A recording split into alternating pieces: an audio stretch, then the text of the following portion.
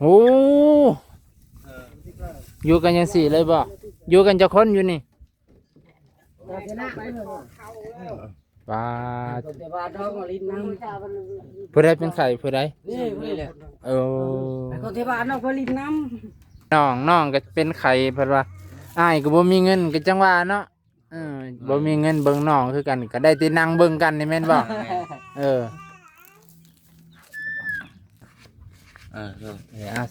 เด้อข่อยซอยซ้ำนี่แหละข่อยก็มีซ้ำนี่มาซ้อตี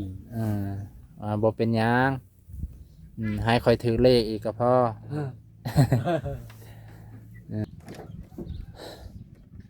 พี่ไปพี่น้อง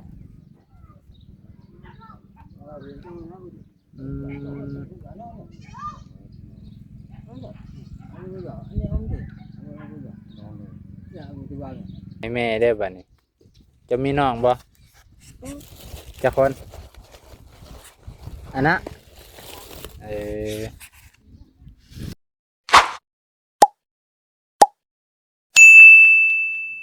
บายดีพ่อแม่พี่น้องเบิดสุขสุคนตอนค่ำยามแรงมานี่ตัดภาพมาที่เฮือนหลังหนึ่งพ่อแม่พี่น้องแต่ก่อนบ้านน้องก็เคยถ่ายช่วงหนึ่งถ่ายแล้วบ่ได้มาถ่ายโดนเติบพ่อแม่พี่น้องมาบัดนี้บ่เห็นผู้ใดเลยพ่อแม่พี่น้องบ่เห็นไผจักคนพ่อแม่พี่น้องเพราะว่าแต่ก่อนเพิ่นอยู่กันอยู่นี่4 คนลูก2พ่อแล้วก็แม่ลูกสาวคนแรกนั่นพ่อยังได้ไปเป็นลูกหลาลูกท้องสุดนี่เป็นเพียเป็นรอยนะพ่อแม่พี่น้องบ่เห็นไผเลยอยู่นี่ตอนนี้เห็นแต่เสื้อผ้าอาภรณ์จากว่าเพิ่นว่าไปทำงานว่าไปกรุงเทพนี่แหละบ้านน้องก็บ่แน่ใจนะพอดีผู้รักผู้ใหญ่เพิ่นให้มาถามนั่นแหละให้มาถามเบิ่ง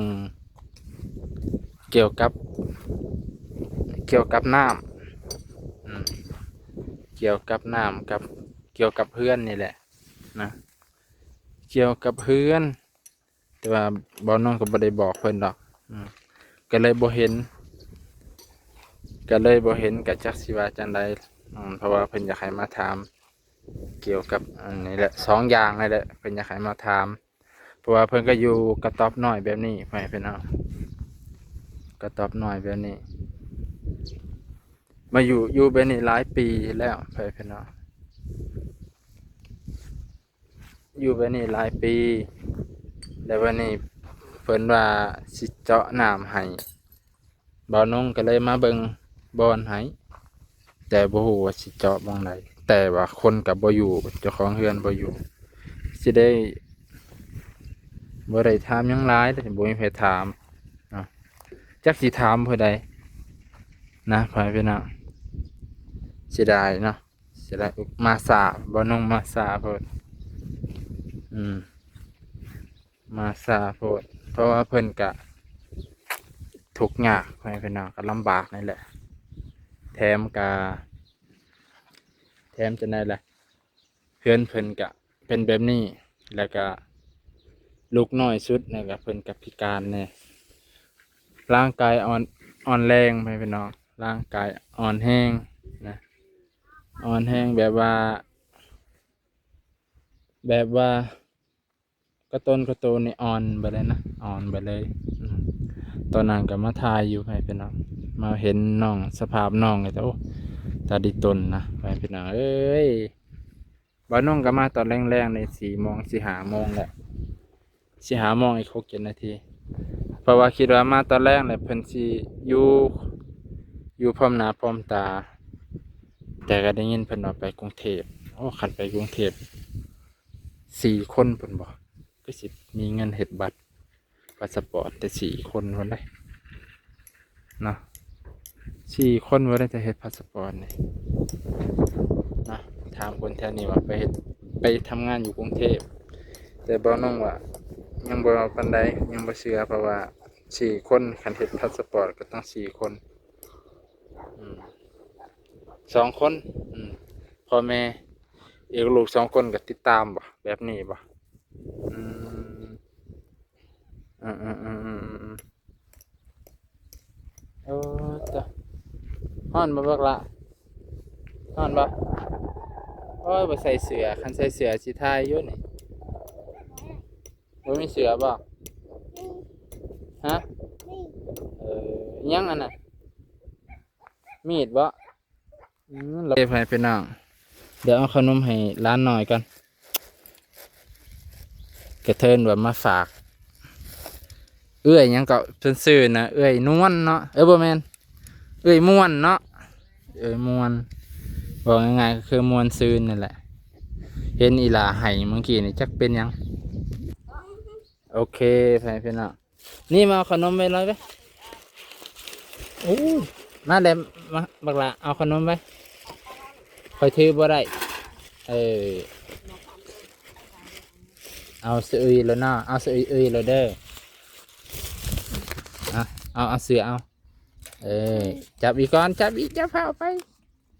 เอาอีกเอาอีกพูละ4 อันเลย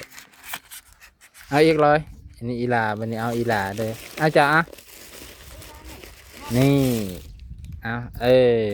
เอาอีกบอกอวยพรกันได้แม่จะบ่น่ะเอาให้แม่น้ำถือได้บ่ไปปรุงไว้ก่อนสันไปปรุงไว้ก่อนเอาของเจ้าไปวางไว้ก่อนมาเอาให้แม่บัดนี้ปรุงเลยมาบัดนี้มาเอาให้แม่ได้บัดนี้จะมีน้องบ่จะคนอันนะ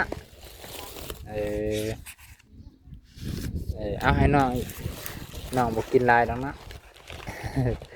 จะไหนเป็นวัดเนาะเอาให้น้อง2 อันป้ามาถามพันกันนวลปะม่วนโอ้ยม่วนขออนุญาตนั่งเด้อบอกเป็นยังกินไม่ร้อยแกะให้น้องน้องแกะบอกเป็นนั่นแหละเอาผ่านปกเราบอใส่ปกนั่นเองก็ได้บ่อยากให้เราเห็นม่วนเราไปกรุงเทพไปไกลเลยไปไกลอลิสเนาะไปได้จักอาทิตย์เลยเป็นไปทำงานเนาะโอ้ยเสียดายดิว่าสิมาเบิ่งบอนเจาะบาดาลในเพิ่นเจาะได้บ่แถวนี้พอมีน้ำบ่ขนาดอยู่ทางลมกับเป็นน้องมันยังมีน้ำเนาะทางลมบกแล้วกระบกเราดูดออกปานบ่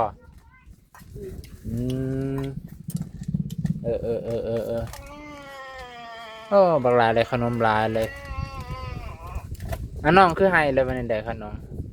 น้องกินได้บ่น่ะผู้หญิงหรือผู้ชาย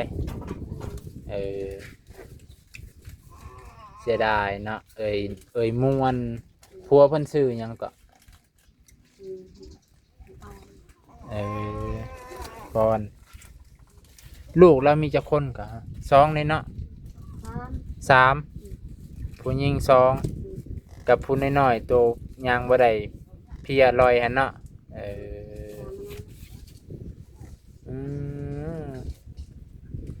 เพิ่งไปได้เด็กจังสิมาเด้เนาะจนได้เฮือนโอ้ยไฟพี่น้องเสียดายอันนี้ก็เลยอยากอันนี้ก็มันสิเจาะน้ำให้ พิ่นว่าให้มาเบิ่งหมองสิเจาะน้ำให้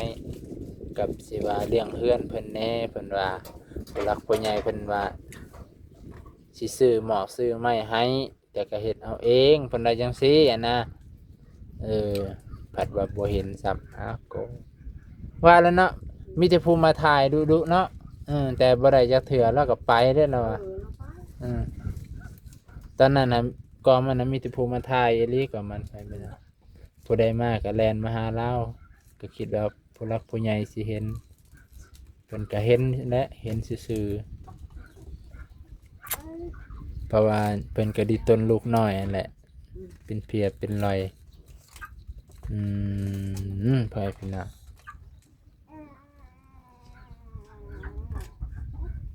ตกบ้านนี้ก็สิได้อำลาพาจากกันได้บัดเพื่อนนี่เพิ่นให้ทายว่าเพื่อนนี่นี่แหละนี่ถ่ายได้มั้ง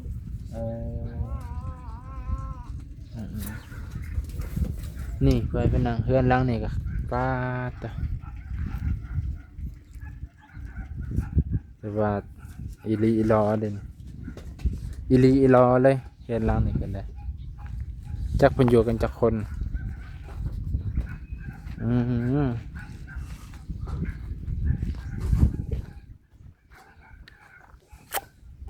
โอ้ตัวสุดยอดได้สันเป็นอยู่จักคนเนาะเฮือนหลังนี่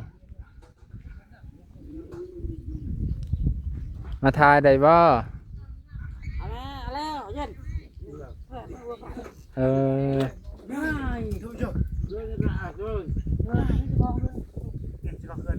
เจ้าของเฮือนอยู่ไหนเพิ่นบ่โอ้ฮะมีผู้โซ่พร้อมโซ่จังได๋บ่สบายนี่บ่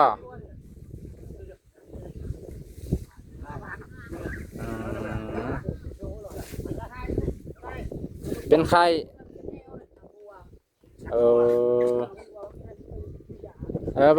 เบิ่งมีแนวกินให้อยู่ซั่นเอาแนวมาตอนก่อนไปพี่น้องโอเคพ่อแม่พี่น้องเดี๋ยวสิเอาอันนี้ข่าวไปตอนเพิ่นก็เพิ่นก็สิกินนางเข้มดีท่านเพิ่นก็สิกินนางเข้มดีเนาะมีจักตอนมีซ้ำนี่เอาตอนหนึ่งพอดีสิไปอีกบอลหนึ่งไหมพี่น้องก็สิคุมลายมือยี่ได้ว่าตัวแพพี่น้องเบิ่งได้เฮือนเพิ่นบ่เป็นย่างอยู่หั่นแล้วบ่เป็นย่างนักครัวนี่เบิ่งนักครัวสิเอายาให้อีกก่อนเอาไปพี่น้องเบิ่งเพิ่นได้บ่สบายเพิ่นได้สั่นได้มียาให้พ่อพอดีซื้อยาให้เด็กน้อยแบบต่างคนต่างดีก็เลยเก็บยาไว้ขออนุญาตขึ้นเพื่อนเด้ออย่าว่าจังซั่นจังซี่ปึ๊บพี่น้อง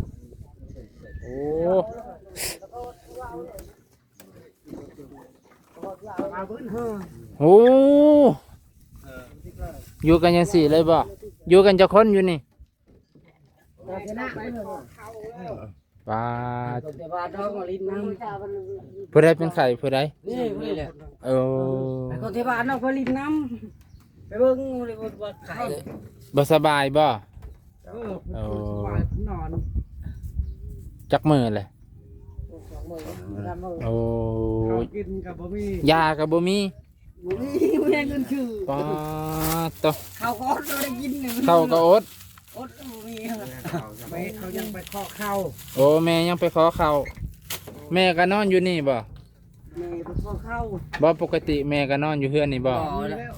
มีบ่ได้นอนก่อนอื่นเอาตัวนี้ไปก่อนบ่มีข้าวเอาตัวนี้กินก็ได้ติจีนางเข้มใส่เลยมันมาอยู่แล้วอายุบ่อยู่ก็จำเป็นแล้ว แล้วตีกระบุนเดียวอะไรตี อืมโอ้ยอ้ายนี่เพิ่นบ่สบายไปแล้วบ่แม่น4-5 มื้อบ่แม่นไข้เลือดออกบ่จักฮะจะนอนในนี่บ่บ่มีมุ้ง กินแต่ปลา โอ้ย่านอยู่นี่บัดอันนี้อ้ายบ่โอ้บอนอ้ายเบิดนี่ โอ้ยคนสบายนะ โอ้คนไทบ้านมานอนนํโอ้หมู่ว่าซั่นเถอะเนาะ ด้วย โอ้มีหมู่มานอนนํว่าพี่น้องหมู่ก็บ่เบิ่งบ่นี่ ไม่จะบังซื้อแหละบ่เวียงเงินยัง โอ้หมู่กับ ที่หาแหละ หมู่กับเบิ่งได้ส่ำนั้นเนาะ โอ้ย เออว่าบ่มีข้าวกินก็จำเป็นแหละยาพาราไปแม่น2 เม็ดใส่รถคันเป็นหวัดใส่ยาดีหวัดนำเด้อนี่เป็นหวัดนำบ่อืมดีหวัดพร้อมไปพี่น้องนี่ตัวนี้ตัวน้อยมันนี่พอดีตัดให้เด็กน้อยมันเมื่อก่อนเด็กน้อยก็เป็นไข้แบบนี้แหละบ่ต่างหยังกับเจ้าเลยยามนี้ยามนี้มีแต่ผู้เป็นหวัดเป็นไอเป็นไข้เด้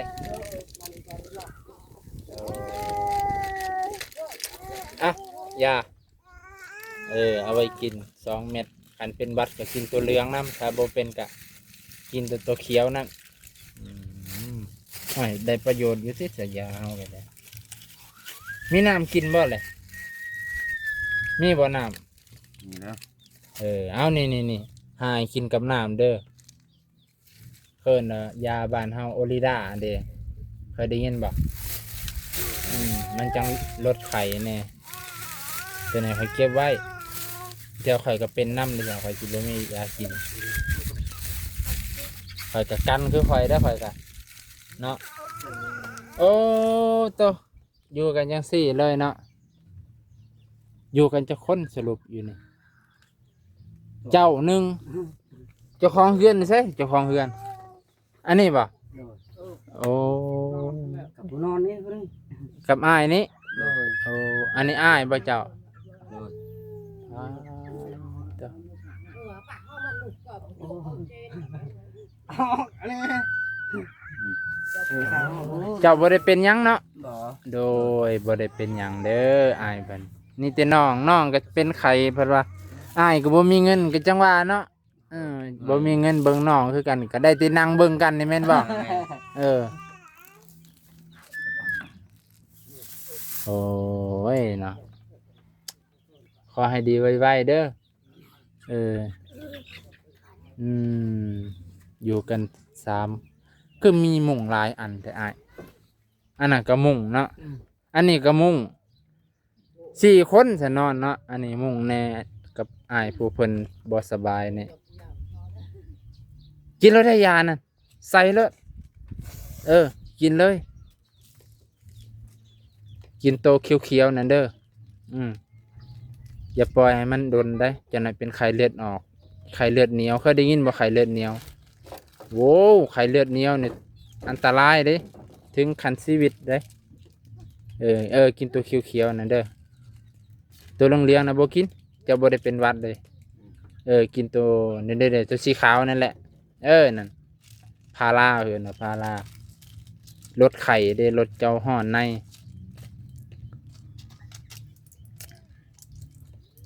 กินยาบ่มีข้าวเนาะเดี๋ยวสิเอาขนมให้ห้องท้องเอาขนมให้ห้องท้องหน่อยหนึงน่ะผู้แม่พี่น้องอยู่กันจักอ้ายอยู่แบบนี้จักปีแล้วอยู่แบบนี้นี่เฮือนแบบนี้จักปีแล้วตั้งได้บ่3 ปี ได้ ได้ ได้อยู่ โอ้3 ปีเลยแม่ได้อยู่เฮือนได้แม่ เวลานี้คือกันนั่นแหละ แม่ก็อยู่นำกันนี้ โดย แต่ว่าตอนนี้เพิ่นไปขอเขาหาข้าวกิน ไปหาเขากินไปหาขอเขานั่นแหละเพราะว่ายามนี้บ้านไหนก็ไปขอคือกันเบิด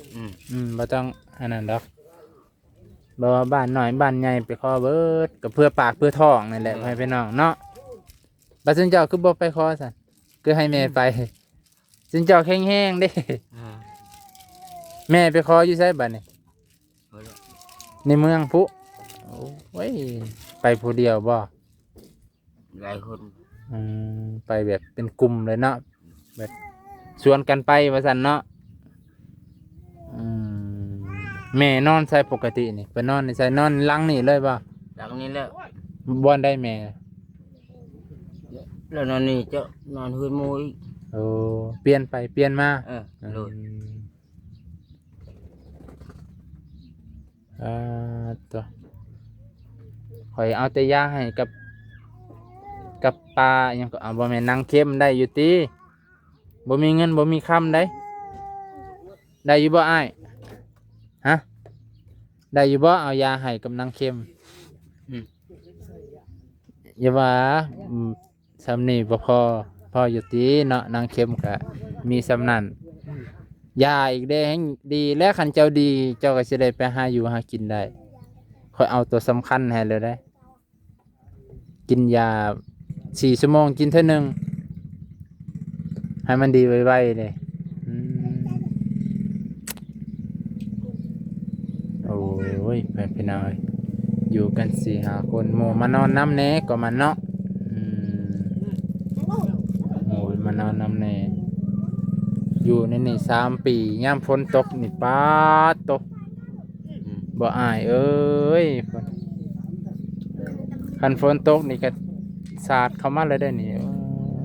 ไหนแน่สิสาวบ่ได้ชื่อข้าวโลนะเอ้ย นั่นน่ะ ซื้อ บ่ยู่เถอะ เอานะ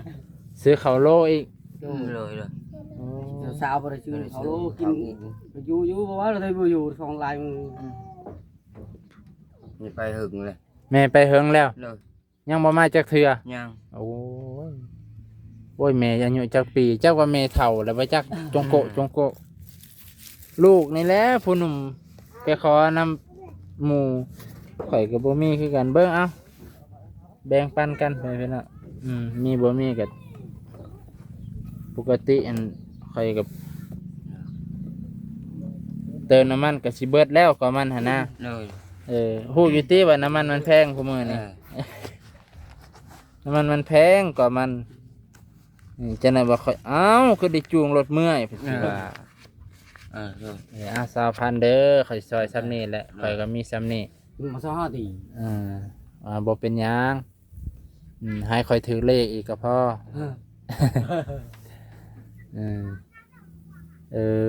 น่ะพอได้ซื้อข้าวโลเขาสั่งกิโลขายหั่นเนาะ 20,000สิได้จักโลอ้าย มันโล2โล3โล ทางนี้อันเบาๆเลย บ่ได้ถึงแม่ฮ้อ ถือว่าเรา นั่น ถื ว่า อว่าต้อง เพราะว่าจังไดทางนี้บ่สบายหั่นเนาะทางนี้บ่สบายก็เลยบ่อยากเว้าหยังเมื่อยเลยเนาะเมื่อยบ่โอ้กินน้ำหลายๆเด้อจะพยายามกินน้ำแล้วจะหน่อยเลือดเหนียวแห้งเต็กได้เลือดเหนียวกับเลือดกล้ามเพิ่นมันปวดหัวมึบกินน้ำดุๆหายโอลิดาใส่มุ้ยผู้ใดมาบอกแกได้ค่อยเอายามาให้แล้วก็ต้องกินนั่นแหละ4 ชั่วโมงกินเท่านึงกินตอนนี้5 โมงเด็กๆกินอีกเท่านึงฉันมันสิบ่ดีป๊าดตัวไปเป็นน้องมาหาเอ่ยม่วนผัดบ่เห็น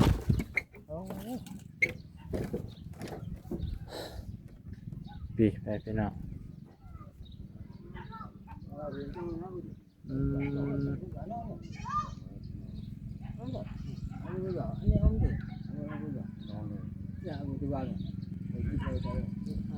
นะไปเป็นน้องที่ว่าอันนี้อยู่จังไดก็ดีไว้เด้อไอเด้อ 5ตี ดีไว้กินยากินยุงนั่นแหละกินยากินน้ำบ่ปะน้ำได้เลือดกล้ามเลือดเหนียวได้กินน้ำดุๆเพราะว่าคันกระโตห้อนเจ้ากระเซ็ดนี่แล้วตัวบอลอยู่บอลกินมองเดียวกันไปเป็นเอาผลมาทางนี้คันโอ้ยเบิดเลยได้นี่ถ้าผลมาทาง อืมเอ้าข่อยเมื่อกันเด้อบาดนี้เด้อ ด้วย ดีไว้ดีไว้ตัวไปพี่น้องเอ้าเฮาก็สิได้อำลาพาจาก ดีเลยดีเลยปลอดภัย ขับใจ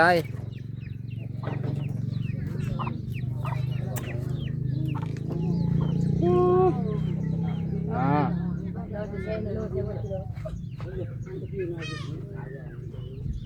เอาไปพี่น้องก็สิจบเพียงเท่านี้กันขอมอบขอบใจขอบพระคุณที่รับชมเด้อพ่อแม่พี่น้องป้าลุงบ่สุขทุกคนมื้อนี้ก็ตั้งใจมาหาเอ้ยม่วนนั่นแหละแต่บ่เห็นเพิ่นบ่ได้เอ้ยม่วนเพิ่นไปไทยแล้วไปไทยไปโคราชเพิ่นน่ะไปรีดนมงัวพ่อแม่พี่น้องเพิ่นก็เลยบ่เห็นก็เลยมาไว้เพื่อนหลังนี้พ่อแม่พี่น้องพอดีว่าน้องกะว่าสิมาเบิ่งบ่อนสิเจาะบาดาลให้เพิ่นแหละแม่เพิ่นอยากให้มาเบิ่งให้แต่ว่าเพิ่นบ่อยู่ก็เลยสิได้ไปหาอ้ายผู้หนึงไปพี่น้องอ้ายขาขาดสองขานั่นเนาะไปจะได้ขอมอบขอบใจขอบพระคุณไปพี่น้องปลาลุงที่รับชมจนจบ